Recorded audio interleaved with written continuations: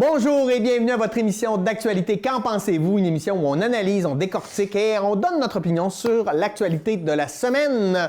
Et cette semaine, comme à chaque semaine, une panéliste de renom, quelqu'un d'extraordinaire qui a un rire inimitable. J'ai nommé Madame Joanie Riendo. Bonjour Joanie. Bonjour Pierre, je suis contente de te voir. Ouais, moi aussi, ça va bien? Ça va très bien. On a des bonnes nouvelles, on a des moins bonnes nouvelles cette semaine, mais ça reste que je suis toujours contente de te revoir en studio. Bon, ben ça, c'est une bonne nouvelle. Oui. Oui, ben c'est partagé. On va le décoller ça avec des bonnes nouvelles. Là. Oui. Bon, une nouvelle poissonnerie à Dolbeau-Mistassini. Ah yeah!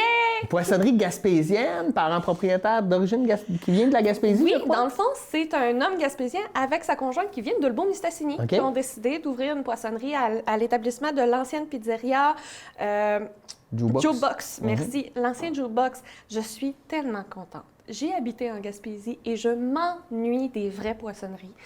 Oui, dans nos épiceries, on est capable de trouver des très bons arrivages, mais il y a la particularité qu'un poissonnier d'expérience avec des produits frais qui peuvent nous dire quand ils sont arrivés, parce que dans les épiceries, ils ne peuvent pas nous le dire, bien, ça peut faire toute une différence. Je peux vous dire que je vais me lancer des sushis avec une poissonnerie. Puis aussi de la diversité de poissons, parce que veux pas, dans l'épicerie, comme ils vendent en plus grand volume, peut-être qu'ils ont moins de choix, puis ils ont des bons choix, comme tu dis, mais là, on va peut-être pouvoir avoir accès à d'autres produits, des produits plus nichés. Je sais pas, moi, je suis un fan d'anguilles, puis je trouve donc bien ça difficile à en trouver. Tu sais. Dans les grandes épiceries aussi, il faut se dire que tout doit passer par le bureau chef.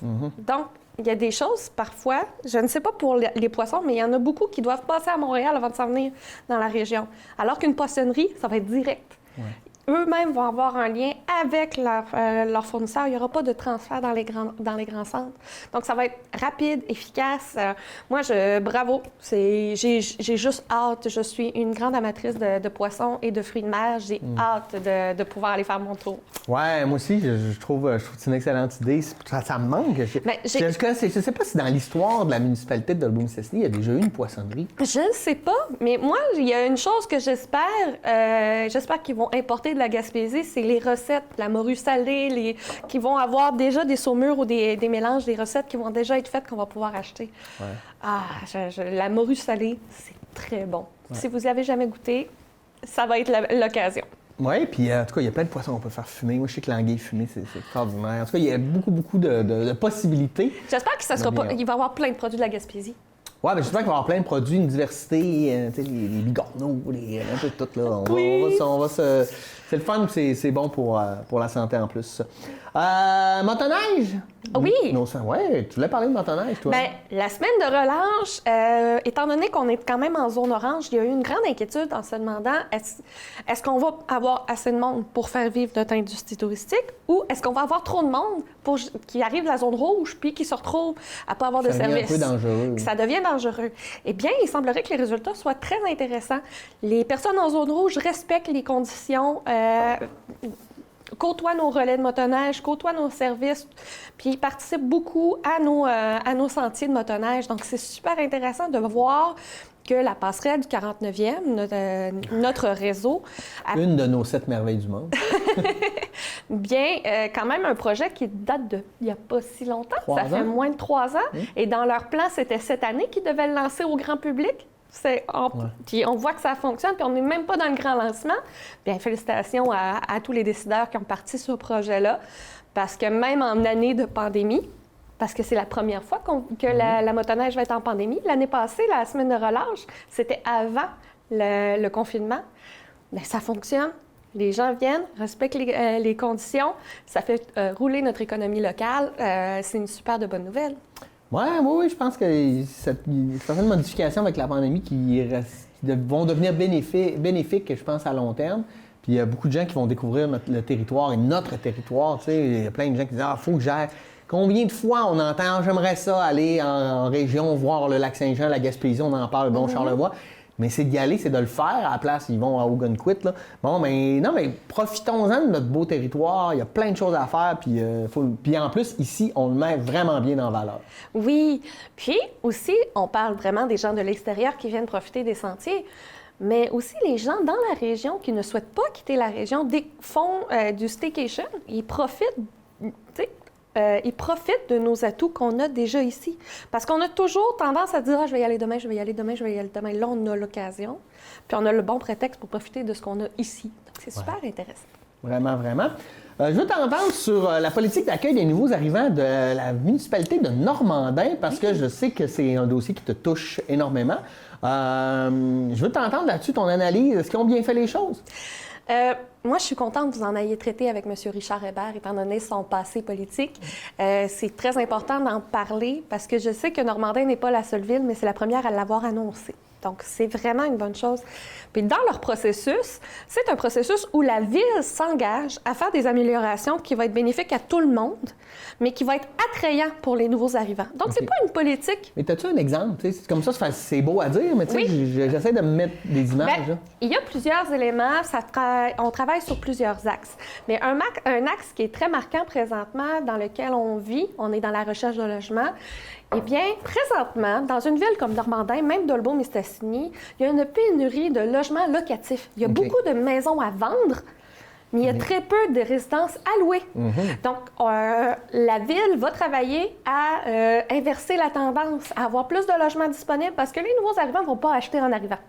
Ils veulent connaître le milieu, ils veulent magasiner, ils veulent voir. Donc, inverser la tendance entre le manque de logements locatifs puis le trop grand nombre de maisons à vendre. Est-ce que ça pourrait être une avenue intéressante? Parce que je sais qu'il y a beaucoup de demeures qui... pas en ce moment, là, le marché de la vente de maisons va quand même bien, mais des fois, on construit des nouvelles maisons, mais il reste des bâtiments là. Puis pour le patrimoine architectural, ça serait intéressant de prendre ces maisons-là et de les transformer en logements locatifs? Bien, c'est ce qui est intéressant, c'est que dans leur plan d'action, dépendamment de quelle ville, pour Normandin, je ne le connais pas par cœur parce que les plans d'action sont parfois de 20-30 pages avec chacun 5 actions. Donc, c'est très complet avec un plan d'action sur 3-5 ans de choses que la municipalité peut s'impliquer, soit en est responsable ou collaborateur, trouver des partenaires. Donc, c'est un plan d'action pour se dire, dans 5 ans, on va être mieux outillé pour accueillir nos nouveaux arrivants.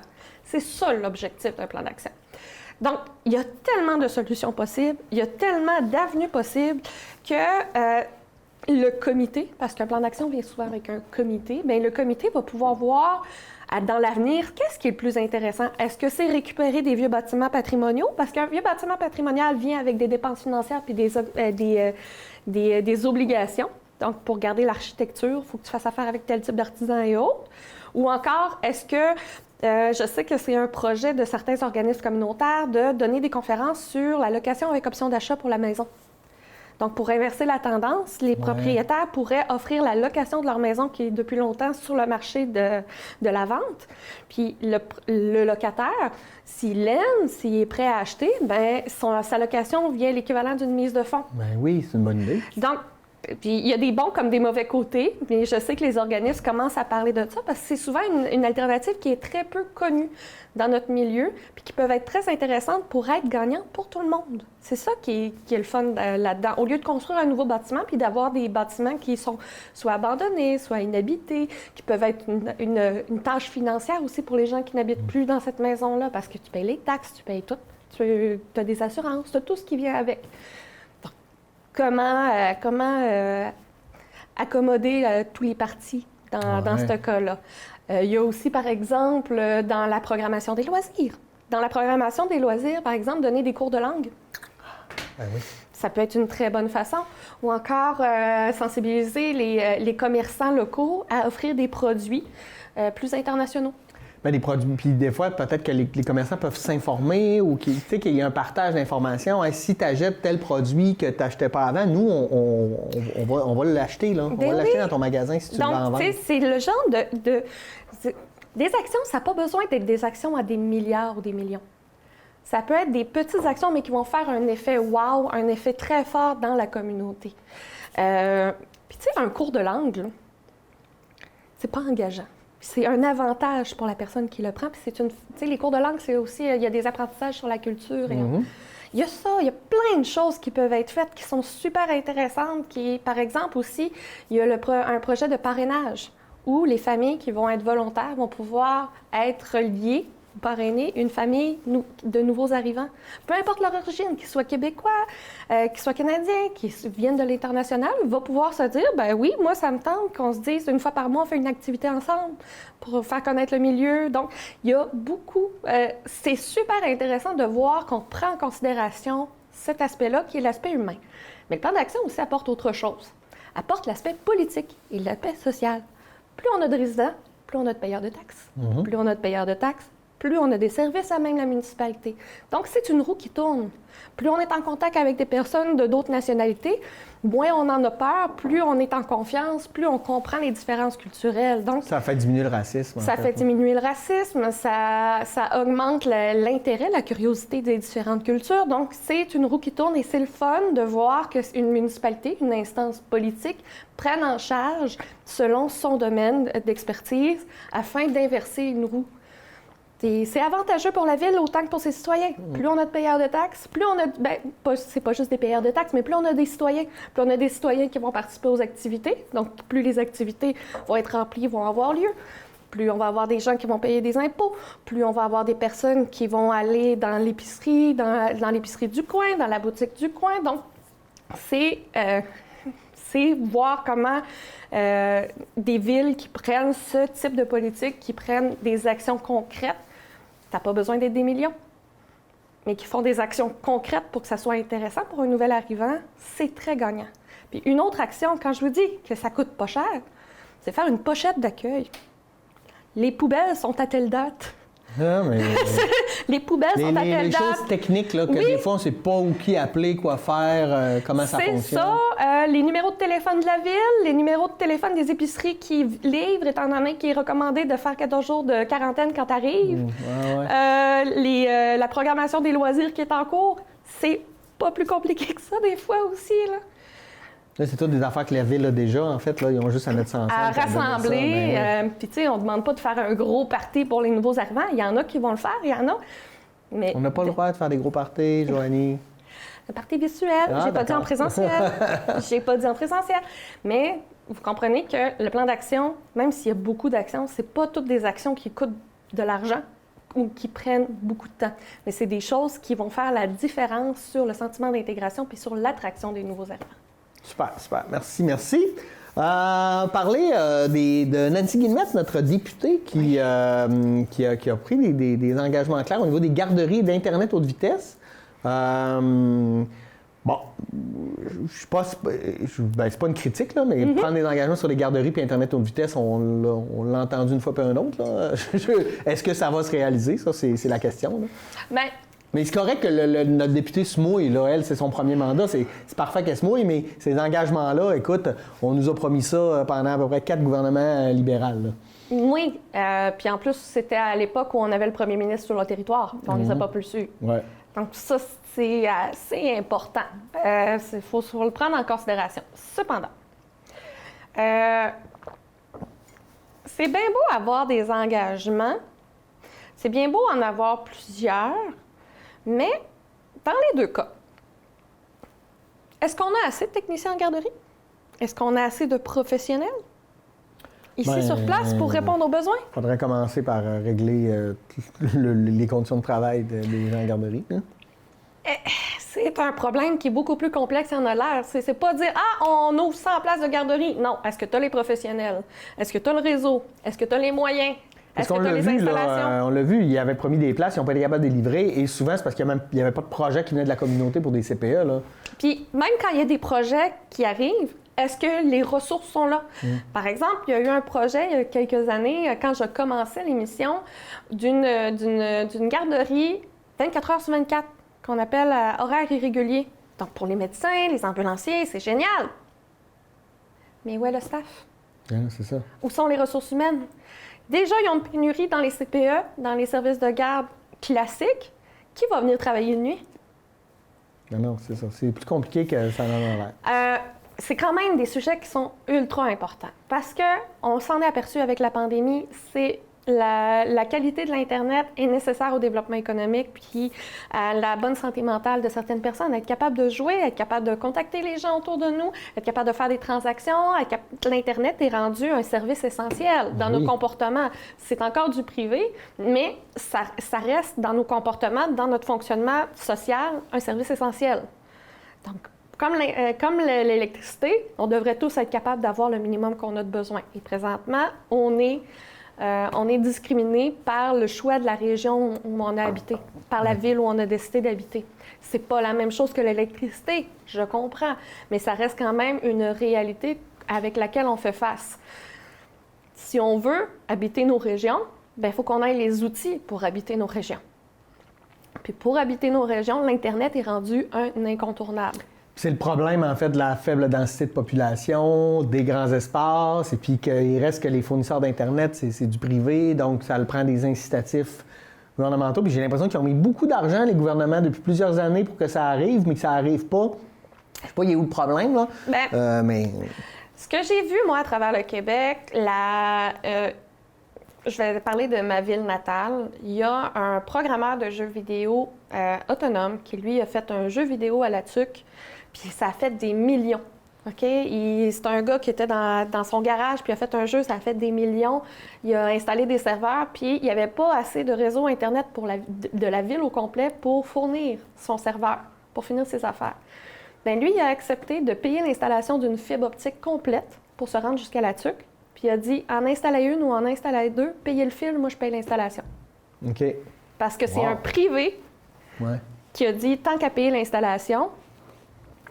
Tu sais, installer un fil ou deux fils, c'est pas deux équipes. Donc, tu sais, le privé va pouvoir s'impliquer. Parce que, par exemple, dans les commissions scolaires, la fibre est déjà là. Pourquoi ça n'a pas été installé dans les régions en même temps? Tu sais, il y a ça qui est à se poser parce que faut pas oublier que les centres de services scolaires, c'est gouvernemental aussi.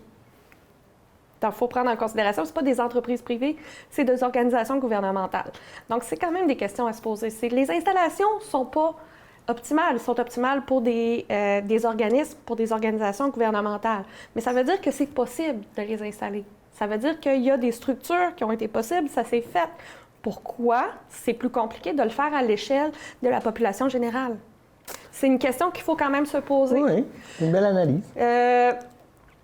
Puis, c'est surtout parce que c'est privé. Le privé, c'est la loi de l'offre et de la demande. Plus on va l'offrir, plus ils vont monter leur prix parce que la demande...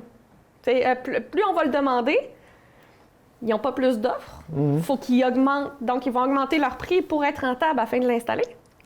Puis, moins il y a de monde moins il va y avoir de fournisseurs sur le territoire, plus ça va être cher par fournisseur parce qu'il n'y aura pas de compétition. Ça fait partie de l'occupation du territoire d'avoir Internet puis des gens sur le territoire, mais ces gens-là doivent pouvoir être communiqués. Mon avis personnel là-dessus, c'est que c'est rendu un service essentiel. Comme l'eau potable, comme l'électricité, c'est rendu un nouveau service essentiel qu'on vit depuis 1995. Depuis 1995 que l'Internet a été ouvert à la population en général. Donc avant, c'était dans le système des universités, dans l'armée. Et là, depuis 1995, on est capable d'avoir Internet à la maison en tant que citoyen. 1995, ça fait déjà 25 ans. Ça fait déjà 25 ans. C'est une des technologies qui est devenue essentielle la plus rapidement dans l'histoire. C'est compréhensible que le gouvernement ne soit pas prêt à l'étatiser. Ouais, est-ce que c'est quelque chose qu'on doit étatiser? C'est que dans le discours, c'est une grande priorité là, pour les citoyens. Là. Je vais te dire que la grande priorité pour les citoyens, ça bouge pas vite. Bien, présentement, au niveau politique, c'est quoi nos projets rassembleurs à part la pandémie? Non, mais là, je parle même d'avant la pandémie. Là. Mais c'est ça que je veux dire. Il y a eu des promesses électorales, là, je nommerai pas les gouvernements qui disaient d'ici 4 ans, là, tout le Québec va être branché haute vitesse. Avant la pandémie, est-ce que tu as, toi, reconnu un leader positif qui a tout rapatrié les gens vers un projet? Comment? Commun. Dans l'histoire, il y en a eu plein. Non, pas dans l'histoire, dans les dernières années, depuis 1995. Il faudrait que je réfléchisse, une brûle pour point. Là, C'est parce que c'est quand même un projet d'envergure qui va demander beaucoup de sacrifices, qui va demander beaucoup d'investissement, qui, tu sais, on parle c'est l'équivalent d'instaurer Hydro-Québec. Hein. Puis on sait qu'Hydro-Québec ne fait pas l'unanimité. Ouais, mais tu sais, je veux dire, moi, je pense qu'on peut travailler avec le privé là-dessus, qui ont déjà les technologies, etc., mais peut-être aider pour développer les lignes, surtout pour aller rejoindre toute la territorialité là, où il y a des gens qui font de l'occupation du territoire. Ça, pour moi, ça devrait être une priorité. Mais je pense pas que ça coûterait plus cher que tout ce qu'on peut investir en subvention auprès de la grande entreprise privée pour des projets qui sont zéro rentables puis qui sont finalement vendus à des intérêts étrangers. Pense à la cimenterie de Port-Daniel où on investit 400 millions de dollars. Je veux dire, puis que là, il n'y a plus rien c'est rendu que ça appartient à des Brésiliens. Je veux dire, tu sais, à un moment donné, on pourrait aussi investir notre argent plus intelligemment, puis parce que Internet haute vitesse, c'est tout le monde qui gagne. Tu sais, à l'époque, la cimenterie Port-Daniel, le gros de la décision, c'était surtout l'employabilité, les nombres d'emplois à Port-Daniel. On a financé des emplois à 60 000 $. Je suis d'accord avec toi. Attends un peu. En faire une affaire hyper polluante qui a été vendue d'intérêt étranger. Non, imagine si cet argent-là, on l'avait fait en système Internet à Port-Daniel. Ça aurait été pas mal moins polluant. Ah oui. Ça aurait duré plus longtemps, puis ils auraient sûrement augmenté leur population. Puis en plus, avec la pandémie, dans le réseau Place aux jeunes, là, la migration des jeunes professionnels, pas à cause de l'emploi, ils se disent, bien moi, tant qu'à faire du télétravail, je vais faire du télétravail en Gaspésie, au Saguenay-Lac-Saint-Jean, à Côte-Nord, des places où je vais avoir de la place. Imagine! On ne peut pas prévoir la pandémie, mais on a l'hydroélectricité. On a un grand territoire à habiter. On a de l'espace, on a plusieurs avantages, mais le fait de prendre cette décision-là, c'est risqué parce que c'est beaucoup d'argent. Selon nous, selon moi, selon toi, selon beaucoup de professionnels, selon plusieurs personnes, investir dans l'Internet, c'est investir indirectement dans le développement durable. Absolument. Mais ça prend du courage politique pour décider de mettre en application ce plan-là. Parce que si on regarde ça, par exemple, puis on y va avec le privé, c'est correct. Le privé, il y a de l'employabilité, il y a du recherche et développement, puis ils ont les technologies. Parfait. Mais ils sont aussi guidés par le profit. Si c'est pas profitable d'installer de l'Internet dans un certain territoire, tu pourras leur donner toutes les subventions nécessaires. Ça va revenir quand même à être très cher pour la population qui va recevoir parce qu'une fois que la subvention va être finie, il faut bien combler la différence d'argent. Oui, mais moi, mon point, c'est de dire on en a de l'argent, on en investit déjà dans l'entrepreneuriat, dans l'entreprise, dans les projets, mais ça, c'est un projet qui serait profitable pour tous contre des projets qu'on a vus avec le temps, ils sont vraiment pas profitables, puis on continue d'investir là-dedans, dans ces compagnies-là là, où le profit est donc bien privé, mais quand il y a des déficits, ça devient public, puis il faut donc bien aider. Mais là, on se retrouve dans la même situation parce que présentement, l'Internet, c'est du privé aussi, même si là, le citoyen lambda va pouvoir profiter du service, ça reste quand même du privé. Puis les installations d'Internet, là, on est rendu à la 5G en 25 ans. Puis il y a une loi en informatique qui fait que les choses doublent. Donc, ça veut dire que les installations, là, dans 10 ans, ils vont être désuètes. Ouais. Donc, les coûts d'entretien, les coûts d'amélioration du système, si on commence avec le privé, c'est qu'on tombe dans la roue qui tourne de toujours faire affaire avec le privé. Ben oui, mais en même temps, on fait ça pour les routes. On investit beaucoup d'argent pour la rénovation des routes, puis on les refait, écoute, quasiment aux 3 ans tellement on les refait. Les routes n'appartiennent pas non, à l'entreprise. Non, je sais, mais c'est l'entretien est confié à du privé. Oui, mais je veux dire que c'est collectif, c'est pour la collectivité qu'on investit cet argent-là. Mm-hmm. Et moi, je pense que quand on pense en gouvernement, il faut arrêter de financer là, des gros projets industriels qui sont polluants puis qui ne servent pas à grand-chose dans la vie, puis on devrait investir davantage dans la collectivité. Et c'est pour ça que je te dis qu'une étatisation ou plutôt une centralisation des systèmes Internet va faire la différence parce que rien n'empêchera les gestionnaires de ce système Internet-là d'engager du privé pour l'entretien, pour le choix, emplois. Puis en plus, on va stabiliser des emplois dans le domaine de l'informatique de cette façon-là. Parce que les structures vont appartenir pas à des privés, mais à nos politiques, à nos gouvernements, aux citoyens plus directement. Si on décide d'augmenter la qualité, c'est parce qu'on décide d'augmenter la qualité, pas parce que c'est pas assez rentable pour un privé. Parce que c'est la même chose pour nos routes. T'sais, donc, c'est présentement, dans le fonctionnement, c'est que les installations appartiennent à des entreprises privées. Donc, quand tu compares la route avec les systèmes Internet, c'est pas la même chose. La route appartient au ministère. Oui, mais c'est pas à ce niveau-là que je les comparais. Okay. C'est au niveau collectif plutôt que personnalisé. Là. Je trouve tellement qu'on met de l'argent et qu'on a des programmes pour que toutes les minières du Québec soient capables de faire tellement de déductions d'impôts pour déclarer aucun profit quand on n'est pas capable d'avoir Internet à Notre-Dame-de-Lorette. Moi, ça me fait un peu capoter. Bien. Oui. C'est là-dessus que je comparais les choses, mais tu as raison, là, c'est pas en toute la même chose. On pourrait en parler longtemps parce que c'est quand même un défi incroyable. Mais on va arrêter d'en parler là parce que ça fait déjà 10 minutes qu'on en parle quand même. Je ne pensais pas qu'on allait se rendre là, puis surtout qu'on est comme déviés, là, mais je pense qu'Internet, on pourrait faire une émission spéciale Internet.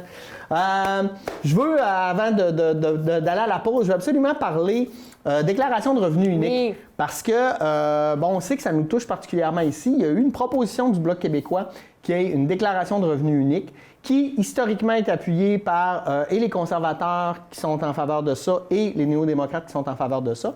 Le point, il y a eu un vote. Les conservateurs n'ont pas voté en faveur, en disant on n'avait pas de garantie qu'on allait protéger les emplois. Pour moi, ça, c'est de la petite politique, là, pour vrai, là, dans le projet qui était très clair au niveau que si ça se faisait, il devait y avoir des négociations pour justement conserver les emplois. Ça, c'était très clair dans la proposition. Et autre chose, c'est que là, dans la proposition du Bloc québécois, c'était le Québec. C'est le Québec qui gérait. Il n'y a pas. Les conservateurs sont d'accord avec le principe si c'était le fédéral qui gérait l'argent. Et ça, moi, je pense que c'est là. Mais là, on fait de la petite politique en faisant « Ouais, mais là, c'est parce qu'on n'était pas de certains. » Non, ils n'ont comme pas voulu assumer le fait que le Québec voulait s'approprier un pouvoir qui n'a pas été offert à d'autres provinces. Parce qu'il y a d'autres provinces dans le Canada où il y a un seul rapport d'impôt. Tous les autres provinces. On est la seule où il y en a. On est la seule. Donc, ce qui veut dire que là, c'est donner un statut particulier au Québec en leur disant « C'est beau, gérez votre argent, puis envoyez-nous ce qu'on a besoin. » Le Parti conservateur, dans sa mentalité, dans ses valeurs, il n'est pas content. Il est pas... Ouais. Mais puis le Parti conservateur voulait proposer ça au niveau fédéral. Hey, y a-tu un entre-deux? Puis dans la présentation du projet, il a été très clair qu'il y avait une discussion. C'était pas tant de le commencer que d'amorcer d'amorcer une discussion, d'amorcer un projet c'est pas ça arrive, c'est on amorce le projet, on présente avec le ministre des Finances du Canada et le ministre Revenu Québec. Mais il y a une autre affaire de bizarre aussi. Nous, les Québécois, on aime ça. Là. Nous, on veut être différents. C'est correct. Mais quand il y a des mouvances comme, tu sais, qu'il y a eu les référendums ou on voulait l'indépendance, là, on n'est pas là. Là, on choque, on n'est pas là. Mais quand il y a des affaires, là, nous, on voudrait gérer les choses différemment. Tu sais, on veut être particulier, mais on veut rester dans le Canada. On est vraiment étrange, tu sais. C'est Yvon Deschamps qui disait, on veut un Québec fort dans un Canada... Non, c'est pas un Québec indépendant dans un Canada fort. Là. C'est ça. Mais tu sais, des fois, j'ai de la misère à comprendre la logique qu'on a en arrière de ça. On veut le bon côté de chaque chose. Ah oui, on veut tout. On veut tout, pour on est prêt à laisser rien. Là. Oui, on veut tout. On veut avoir le contrôle, mais sans avoir les risques. Oui, c'est ça. C'est pas mal ça, c'est ça. Et je trouve que ça serait tellement une bonne idée parce que il n'y a plus beaucoup de monde qui font leurs impôts de manière papier. Il y en a de moins en moins parce que ça va super rapidement, ça coûte le même, tu sais, ça coûte pas cher. Ouais. Est-ce que vous remplissez 3 fois le même document? Non, tu le remplis une fois. Le système Internet, le système numérique, informatique, fait que tu rentres tes données juste une fois. C'est comme si tu faisais seulement un rapport d'impôt. Donc, ça remet l'argent dans des entreprises privées qui ont créé un programme au lieu de faire comme... Ça coûterait tellement moins cher pour les contribuables, tout en gardant des emplois, d'avoir un formulaire que tu remplis sur le site du Revenu Québec. Non, mais pendant ce temps-là, on a des gouvernements qui nous ont promis pendant des années de décentraliser la fonction publique dans les régions. Mais hey, On le voit jamais, ça. Hein? Mais par exemple, là, pour ça, là, on va protéger les envois que le fédéral envoie dans les régions. Tu sais, des fois, là, la logique gouvernementale, moi, ça n'est rien comprendre. Bon, il y a plein d'autres aléas, puis il y a plein d'autres facteurs, puis il y a plein de jeux de coulisses. Mais des fois, pour moi, ça reste de la petite politique. Parlez-en à votre député. Ouais. Hey, là-dessus, on va aller à la pause parce qu'on est dû pour une pause. Nous autres. Ouais. On va à la pause, aller vous faire un café, puis on revient dans quelques instants pour la suite de l'actualité de la semaine. À tout de suite. Ça vient de qui, tous ces messages-là? Hein? Tu veux pas me le dire, hein? Tu me caches quelque chose? Mais voyons, de quoi tu parles? Hey! Prends-moi pas pour un épais. Je le sais que tu parles dans mon dos à tes amis. Tu me fais passer pour un méchant. Mais c'est toi qui cherches l'attention. Chérie. Hey! Là, tu vas m'arrêter ça tout de suite, là. Tu vas me le dire, c'est à qui tu parles, OK? Les gars, la violence faite aux femmes, ça s'arrête là. J'ai l'air de quoi? Je suis ton chum, c'est moi qui devrais être ton confident. Je te laisse pas sortir d'ici sans savoir où tu vas. Hein? Bien de même en plus. Ben voyons donc, Hey, arrête de tout le temps me mentir en pleine face. Tu le sais que je peux pas te faire Confiance! T'essayes toujours de me provoquer. Mon amour, Hey! Ben là, tu vas enlever ton manteau et tu vas rester ici. C'est pas vrai qu'on va se chicaner à cause de toi. Moi, je suis là, je suis frère avec toi. Les gars, la violence faite aux femmes, ça s'arrête là. Écoute-moi même, c'est fini, ça. La vaccination contre la COVID-19 est en cours pour les groupes prioritaires.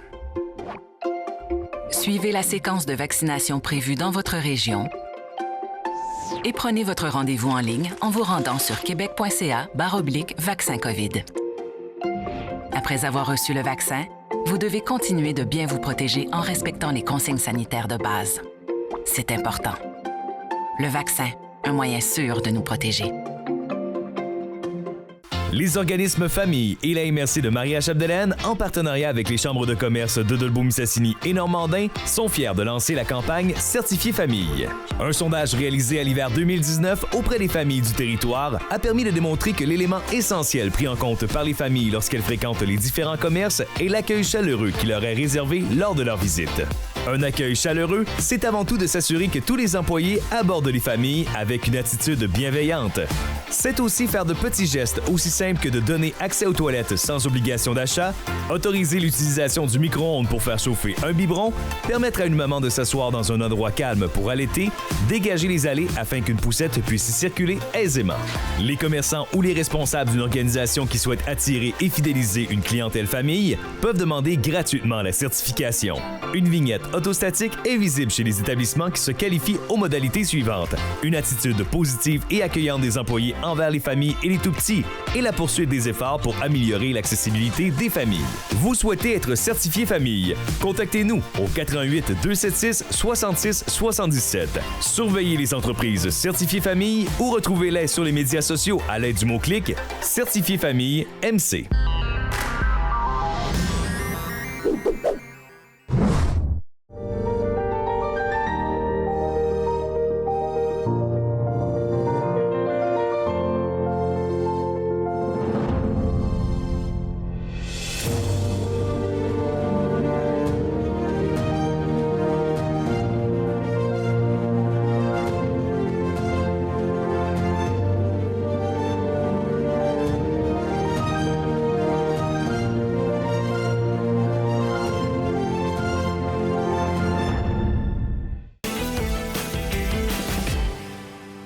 Hey, on est de retour. J'espère que ça va toujours bien, que vous êtes prêts pour la suite des choses. Vous en allez sur un gros dossier dont on va parler probablement pas mal. Là, on n'a pas encore tous les détails, là, mais il y a une équipe d'enquête qui a fait une enquête en fait sur l'industrie forestière et les mesures ou le fonctionnement de l'industrie forestière en ce moment. On sent qu'il y a des problématiques et ça nous ferait perdre des millions de dollars au Québec, entre autres au niveau du mesurage du bois. Là. Puis la manière que ça fonctionne, c'est quand le bois est arrivé, c'est la compagnie qui paie un mesureur et c'est à la grandeur du bois. Puis ça a l'air qu'on est tout le temps en train d'escamoter un peu un 20 à 25 de type grandeur de bois, etc. Puis toujours à la faveur et qu'il n'y a pas de supervision. Le vérificateur général en a déjà parlé. Et là, il y a des gens, des lanceurs d'alerte au niveau du ministère des Forêts qui commencent à sortir. Il y a une super enquête qui a été faite par l'émission Enquête, en fait. Et puis, on va avoir plus de détails, mais je pense que ça va brasser dans les prochaines semaines au niveau de l'industrie forestière. une industrie qui est très importante pour nous ici, mais il faut être honnête, là, les compagnies de l'industrie forestière n'ont pas toujours eu des pratiques extraordinaires. Là. Moi, c'est des gens que j'ai pourfendus souvent. Mais il faut faire attention parce que dans le reportage, ils démontrent pourquoi ils le font, parce que les mesureurs. Je vais t'expliquer un peu ce que moi j'ai compris du reportage.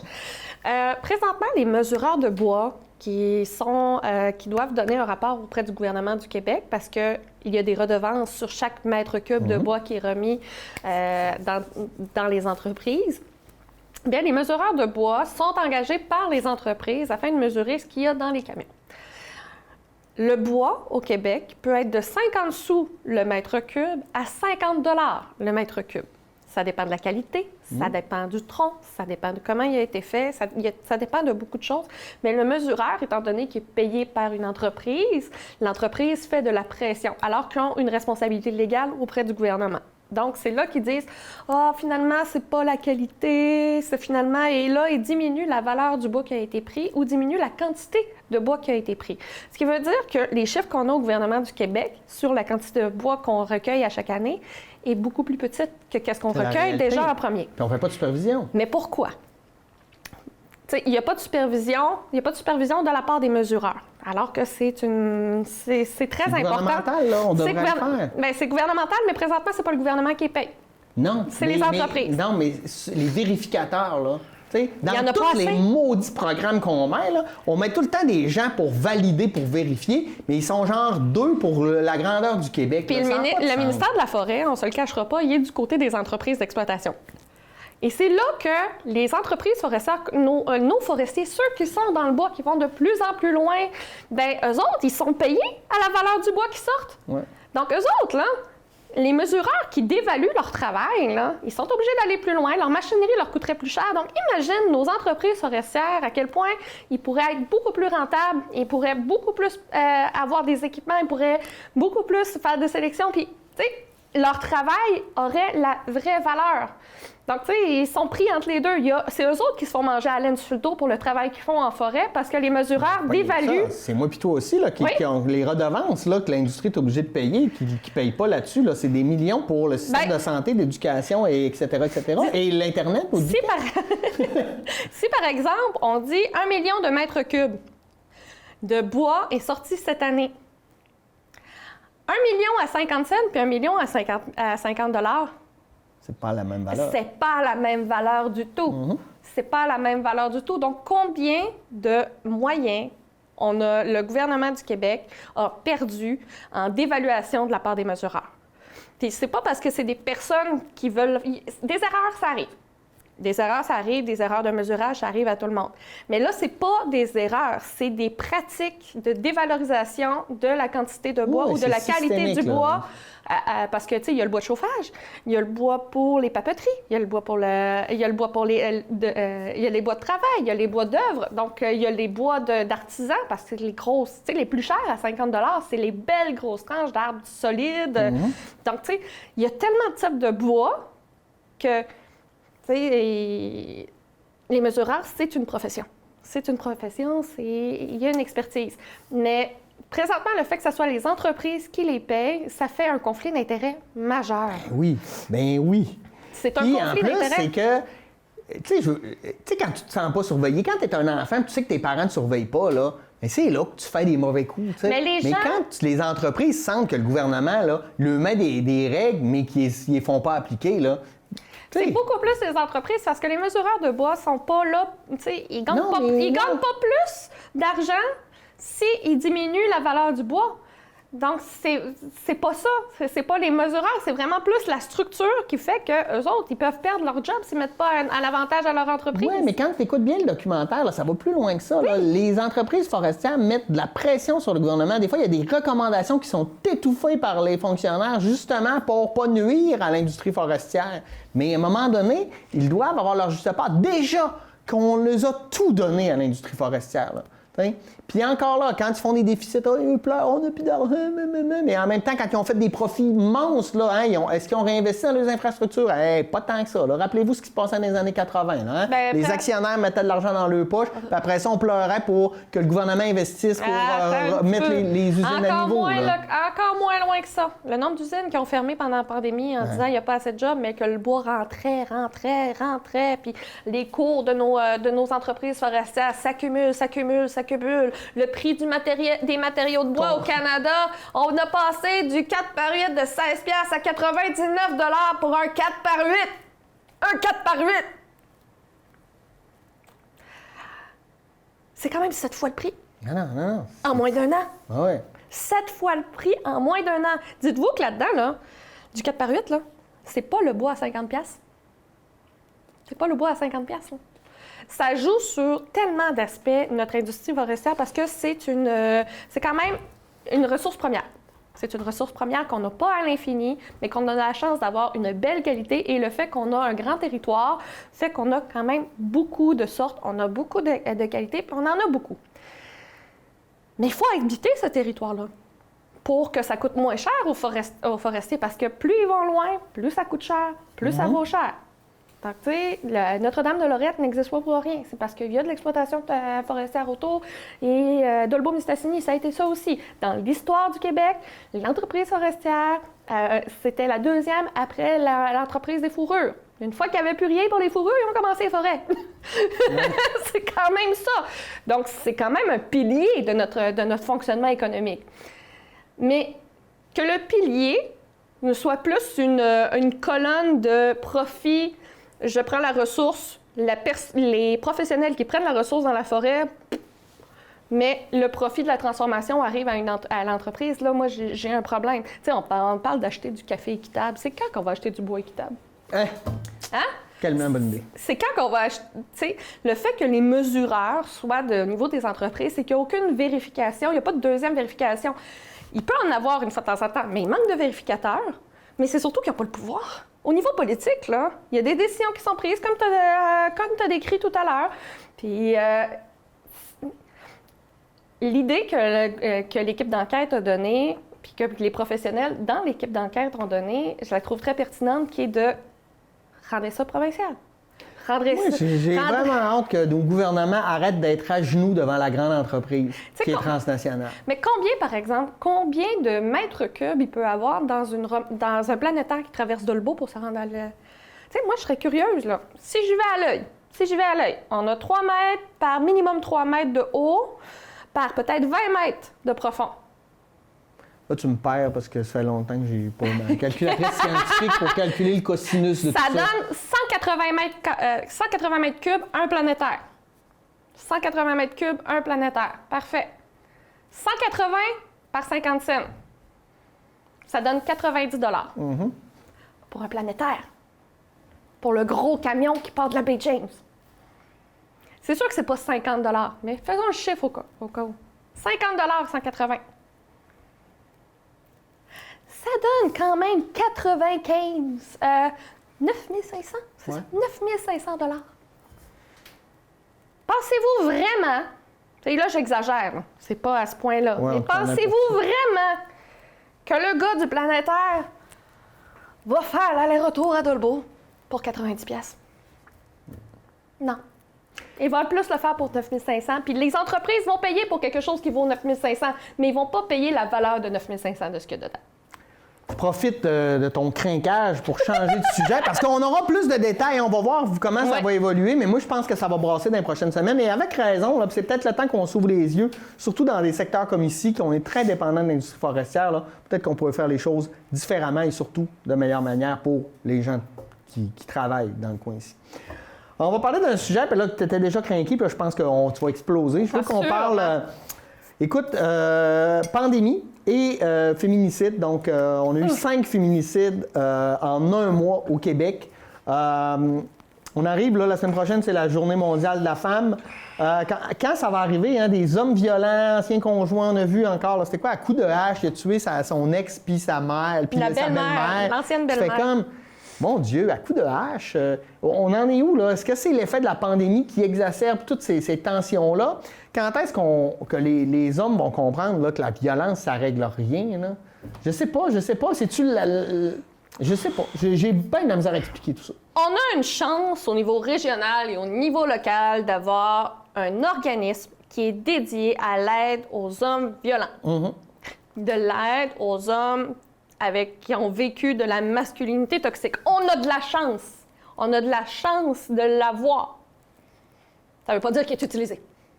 Non, ça veut pas dire que... Non, parce qu'il y a des gens qui sont dans le déni puis qui pensent qu'ils sont dans leur... Ah oui, puis il y en a qui pensent que des femmes... Mais la misogynie systémique, c'est encore très présent. J'ai déjà entendu un homme dire, si elle voulait pas se faire agresser, elle avait juste à être avec moi. Moi, je l'aurais protégée. Elle n'est pas supposée avoir besoin de protection. Non. Elle n'est pas supposée avoir besoin de protection envers un autre homme. Les féminicides, c'est qu'on a tué la personne à cause de son sexe. Il y a plusieurs types de féminicides. Là, on parle de violence conjugale. Déjà, la violence conjugale peut avoir différents sexes. Ça, c'est un homme dans les couples homosexuels, la femme peut être violente envers son conjoint. Mais là, présentement... Il y a plusieurs types d'agressions. Il y a plusieurs types d'agressions. Donc, violence conjugale, en général, on est d'accord, ça n'a juste pas d'allure. Quittez-vous. C'est... Laissez tomber. Faites un travail sur vous, séparez-vous. Faites un travail sur vous, chacun de votre part. C'est ça qui arrive, mais c'est qu'il y a tout le temps quelqu'un qui quitte l'autre. Hein? Et puis, je pense que ça laisse des traces. Puis des fois, c'est qu'ils quittent pas parce qu'ils n'ont pas le temps ou ils ont peur. Puis finalement... Le drame arrive. Le drame arrive. Donc, puis c'est le moment de la séparation est le moment le plus dangereux pour le conjoint qui quitte. Parce que c'est là que l'agresseur, le conjoint violent, a le plus haut taux d'émotion. Et étant donné que son comportement violent est dû à un manque de gestion de ses émotions, ben le fait de quitter, ça exacerbe. C'est comme enlever un plaster, ça fait mal. Puis là, il faut que tu te surveilles. Puis l'année passée, il y avait un homme qui était séparé depuis 6 mois, puis il est allé tuer. Donc, tu sais, c'est pas 1 semaine, 2 semaines. C'est à long terme. Quand tu as eu un conjoint violent, tu as peur toute ta vie de le recroiser. Ouais. Tu as peur toute ta vie de le recroiser. Là, présentement, avec la pandémie, qu'est-ce qui se passe? On y va surtout avec les réseaux sociaux. On échange principalement dans les médias sociaux. Donc, dans les médias sociaux, nos algorithmes font qu'on est plus en contact avec des opinions qui nous ressemblent. Donc, il y a moins de confrontation à notre propre comportement. Première chose. Absolument. On vient de se faire réconforter dans ce qu'on pense, déjà. Oui, on va se faire réconforter dans ce qu'on pense. On va plus facilement trouver des choses qui vont nous plaire, qui vont nous dire « oui, vous avez raison » ou autre. Deuxièmement, on n'est pas assez de contact avec notre famille pour évacuer la pression, pour évacuer... Mais ça peut être pas rien que la famille, les amis. Ça peut être les amis, ouais. mais tu sais, c'est pas un échange Zoom, là. Non. Être en personne, de voir le sentiment de ne pas être capable de fuir aussi l'intervention, la relation avec l'individu. Tu sais, ça se peut des chums de gars qui disent « Hey, décroche, là. Elle est partie, vis ta frustration d'une autre façon. » Mais là, il n'y a pas de façon, il n'y a pas de retour. La personne accumule, elle bouillonne, puis pour elle, la seule façon de le faire, de se libérer de ça, bien, c'est de passer à l'acte. Donc ça, on a ça. La pandémie aussi fait que les personnes qui vivent la violence conjugale, c'est encore plus difficile d'aller chercher de l'aide parce que tu n'as pas la pause d'aller au travail. Où tu peux rencontrer d'autres personnes ou faire une autre planification. Tu peux ventiler, tu peux appeler à demander de l'aide. C'est ça, tu n'as pas de moment de break où tu es tout seul. Où tu es capable, toi, tu es tout seul, soit tu es avec tes amis. Parce que déjà, dans la violence conjugale, ça commence aussi par le contrôle social. Donc, le fait d'aller au travail, qui n'est pas dans le contrôle social, tu es à ton travail. Tu as un milieu, un safe space, un milieu. Donc, on se retrouve vraiment dans une situation où les personnes sont piégées dans la violence conjugale. Puis, il peut y avoir des appels des policiers. Et les policiers viennent intervenir. Mais il y a tellement une peur de la victime que la victime va dire « non, c'est correct ». Mais les policiers n'ont pas le droit d'intervenir s'ils pensent que. Il faut que la personne reconnaisse qu'il y a un problème. Puis si elle reconnaît devant la police, bien là, elle enclenche le processus de séparation, puis les conséquences vont être pires. Une mère et sa fille. Sa mère voulait protéger sa fille parce qu'elle avait peur que son ex-conjoint devienne violent et finit par mourir les deux ensemble parce que la fille voulait se faire respecter par son conjoint. Parce qu'une jeune femme de 19 ans a eu le courage et la force de se séparer d'une relation violente. On est rendu où? On est rendu où dans notre communauté? On est rendu où dans notre histoire? Parce qu'on est tous indignés. Parfait. Mais si vous voyez, si vous vous doutez, qu'est-ce que vous faites? Et c'est difficile de se douter dans un contexte pandémique où chacun est chez eux puis on n'a plus de rapport. Je sais pas. Est-ce que je me trompe? On a toujours un doute parce que... on a toujours un doute parce que la violence d'un couple, elle peut se vivre, par exemple, dans une rencontre, puis « Ah, ta gueule! » Il y a toujours une pointe de l'iceberg. Puis on se dit « Ah, ben on va le laisser, c'est juste eux autres. Ah, c'est leur couple. Ah, je veux pas m'en mêler. Ah... » Mais c'est comprenable. C'est comprenable, oui! Je veux pas me sentir, moi...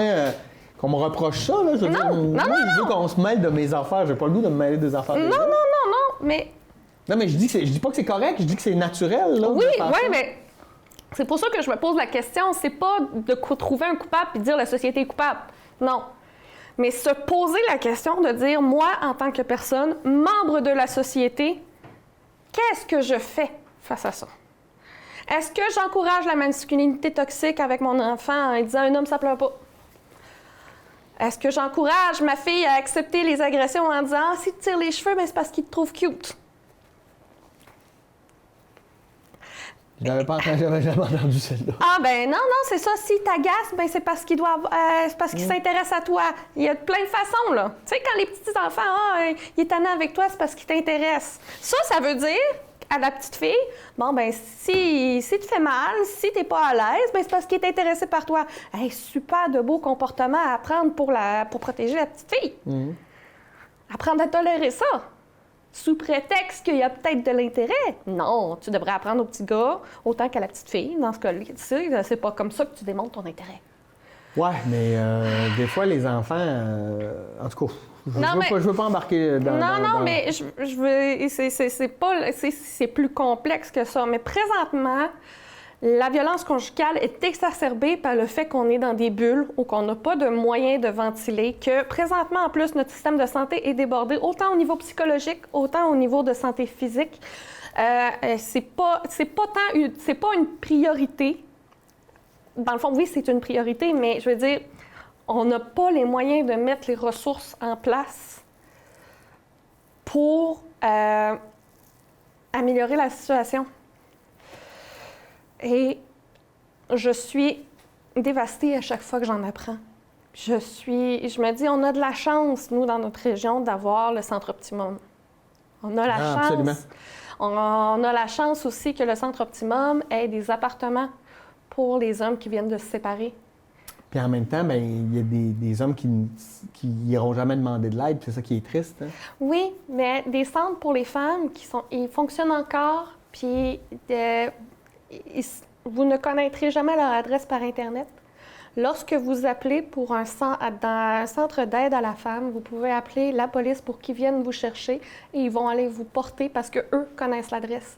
Mais le but, c'est que un mari, un ex-conjoint violent, c'est ultra sécurisé. Les fenêtres sont vitrées, les fenêtres sont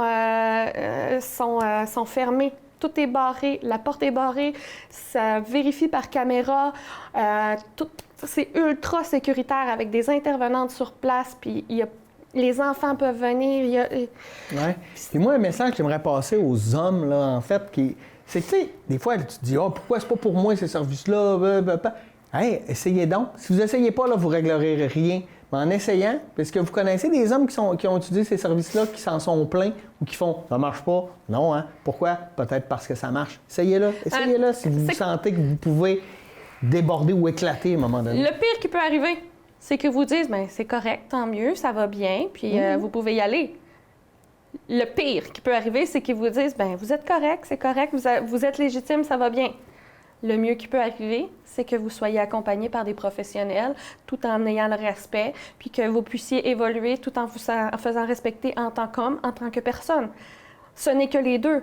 Vous ne serez jamais stigmatisé parce que vous avez été chercher de l'aide. Jamais. Et s'il y a quelqu'un qui vous stigmatise, posez-vous la question si c'est une personne bonne pour vous. Parce que quand on parle de personnes toxiques, si le fait de prendre soin de soi est une bonne raison pour dénigrer quelqu'un, pour moi, c'est le critère numéro 1 de dire cette personne, je ne veux pas l'avoir dans ma vie, c'est une personne toxique. C'est la première chose. C'est surtout que c'est l'organisme qu'on a au niveau local est reconnu pour ça. C'est pas comme si vous demandiez à un astrologue de vous accompagner dans la gestion d'une schizophrénie. Non, vous avez un organisme qui est là pour aider les problèmes de comportement puis le fonctionnement exprès pour les hommes. Et lundi, le 8 mars, c'est-tu lundi? Oui, lundi, le 8 mars, Journée internationale de la femme. Qu'est-ce que, pour terminer, là, je te donne 2-3 minutes, là, qu'est-ce que tu souhaiterais aux femmes d'ici? Là, on parle d'ici, là, Maria-Chapdelaine, mais des femmes aussi partout à travers le monde. Ce serait quoi ton souhait le plus cher là, pour la prochaine année? Là? Mesdames, avec cette grosse année qu'on a vécue dans les 365 derniers jours, beaucoup de choses vous sont retombées sur les épaules. Charge mentale. Nos principaux sauveurs, nos anges, sont majoritairement des femmes qui sont restées à la maison pendant que les garderies et les écoles étaient fermées, la majorité du temps. Qui a pris soin de ses amis de la santé mentale? Bien, moi, la première chose, c'est que je veux vous remercier pour tous les efforts, puis pour toute la valeur et tout le soutien qu'on a, autant les professionnels que les mères de famille, que les amis, les filles. Vous avez démontré que vous êtes essentiels. Donc, moi, c'est la première chose, c'est souligner le travail de toutes ces femmes et de toutes les femmes toute personne qui s'identifie femme aussi. Donc, c'est pas tant un souhait que je vous souhaite d'être reconnue pour tout ce que vous avez fait et tout ce que vous avez sacrifié au cours de la pandémie pour que les gens autour de vous et notre société aillent mieux à long terme, que ce soit de la maison ou pour notre nation. Ça va bien, on y arrive, mais il y a encore des gros débats, des gros enjeux. Puis la violence conjugale en est un majeur. Peut-on se taper sur l'épaule en se disant que les femmes ont fait la différence dans le cadre de la pandémie? Ben oui, les infirmières. Les femmes à la maison, les éducatrices en garderie. La majorité des postes qui ont été considérés comme essentiels étaient occupés par des femmes. Puis malgré que ce soit essentiel, qui la majorité du temps restait à la maison pour s'occuper des enfants quand les systèmes n'étaient pas là? Intersectionnalité. Et c'est pour ça que je vous lève mon chapeau, mesdames. Puis on se tape sur l'épaule et le combat n'est pas terminé, mais on a prouvé qu'on valait la peine pour le combat. Absolument, absolument. Moi, je te lève mon chapeau, qui est invisible, mais depuis le début, j'ai un chapeau invisible sur la tête.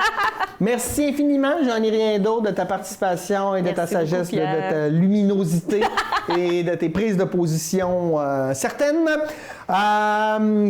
Merci d'avoir été des nôtres. J'espère que vous avez passé un bon temps avec nous. Et nous, on se dit à la semaine prochaine pour une nouvelle édition de Qu'en pensez-vous? Avec Jules Simard cette fois-ci. Passez une bonne semaine.